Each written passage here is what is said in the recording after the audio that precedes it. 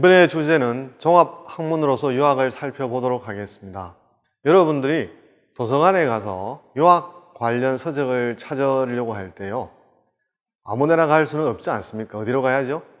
당연히 제가 멍청한 질문을 한 것 같네요. 도서관이나 또는 요즘 이름을 학술정보관으로 바꾸죠. 저기를 가야 되죠.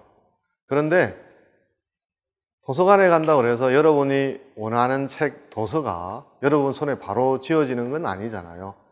만약에 폐가식이면 사서 선생님한테 연락을 해서 찾아달라고 합니다만, 개가식이면 여러분들이 서고에 가서 책을 찾아야 되지 않습니까? 그러면 서고가 한 칸만 되어 있으면 아무 걱정을 할 필요가 없습니다만, 서고가 여러 청이든지 여러 방마다 되어 있다고 한다면 여러분들이 무엇을 알아야 될까요? 먼저 검색을 해봐야 되겠죠. 그죠? 그렇게 할 때 유학 관련 도서는 책에 보면은 다 도서 청구 번호라고 하는 게 있는데요.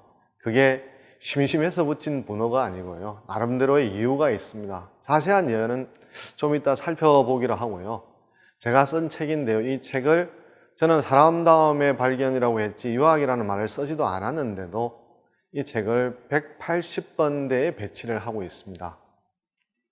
좀 궁금하지 않습니까? 표제어의 제목에 어디엔가 동양철학이라는 말을 하지도 않았는데 왜 180번대에 배치를 했을까요? 그것은 도서를 10가지의 종류로 구분해서, 즉 공공대에서 100번, 200번, 300번 계속 말하기가 거시기 하니까 900번까지 번호를 부여하고요. 그리고 각각의 종류마다 다시 10가지씩 하위 분류를 하게 됩니다. 만약에 000번 되면 010, 020 이렇게 해서 090까지 번호를 부여하게 되는 거죠. 이게 개인적으로 자의적으로 한 게 아니라 듀이라고 하는 사람이, 철학자 듀이는 아닙니다. 어떤 박물학자의 듀이인데요. 이분이 이제 십진불륜법, 그래서 DDC라고 하는 건데요. 우리나라도 이 DDC를 원용해서 조금 수정해서 쓰는 게 한국 십진불륜법 KDC입니다. 그래서 여러분들이 이 표를 봐보시면 어떤 종류의 책을 찾을 때 꽤 편한데요.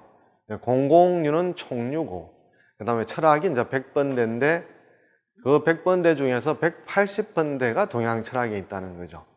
그래서 제가 쓴 책이 표제어에 동양철학이라고 안 했지만 제 전공이 이제 동양철학이니까 사서분이 보고 이거는 동양철학에다가 분류를 해야 되겠다.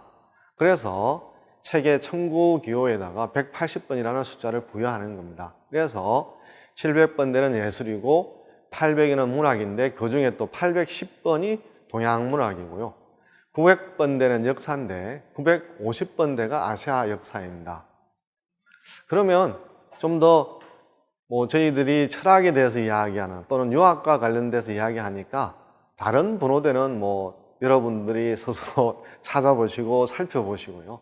100번대를 먼저 살펴본다면요, 100번대는 보면 제가 100번대에서 다시 하위 분류로 10에서 시작해서 90까지 한다고 말씀드렸지 않았습니까? 그렇죠? 그래서 110원 행위사학, 20원 인식론, 그 다음에 쭉 이런 순서로 가서 심리학, 논리학, 170번대 윤리학, 그리고 180번대 가게 되면 동양 철학이 혼자 있는 것이 아니라 서양 고대 철학, 서양 중세 철학하고 난 뒤에 동양 철학이 끼어들고 다시 190번대는 현대 서양 철학이라고 분류되어 있습니다.